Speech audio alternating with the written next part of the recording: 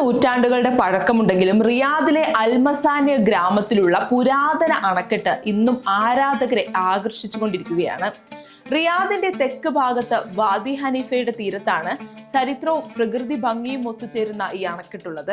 അൽഹറാസ് എന്നറിയപ്പെടുന്ന ഈ അണക്കെട്ട് ഗ്രാമത്തിന്റെ സമ്പന്നമായ ഭൂതകാലത്തെയാണ് സൂചിപ്പിക്കുന്നത്. ഏകദേശം 150 മീറ്റർ നീളവും 4 മീറ്റർ ഉയരവുമുള്ള ഈ നിർമ്മിതി കാലത്തെ അതിജീവിച്ച് ഇന്നും തലയുയർത്തി നിൽക്കുന്നു. ആധുനിക സൗദി അറേബ്യയുടെ സ്ഥാപകൻ അബ്ദുൽ അസീസ് രാജാവിന്റെ കാലത്തുൾപ്പെടെ പലതവണ ഈ അണക്കെട്ട് പുനരുദ്ധാരണം ചെയ്തിട്ടുണ്ട്.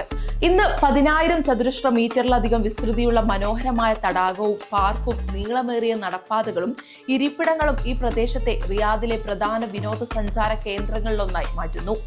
ഈത്തപ്പനത്തോട്ടങ്ങൾക്കും കൃഷിയിടങ്ങൾക്കും ജലസേചനം നൽകുന്ന കനാലുകളിൽ നിന്നാണ് അൽമസാനിയ എന്ന പേര് ഈ ഗ്രാമത്തിന് ലഭിച്ചത്. സമൃദ്ധമായ കൃഷിയിടങ്ങളും ജലലഭ്യതയും കാരണം പഴയകാല ഭരണാധികാരികളുടെ പ്രിയപ്പെട്ട വിശ്രമ കേന്ദ്രം കൂടിയായിരുന്നു ഈ പ്രദേശം.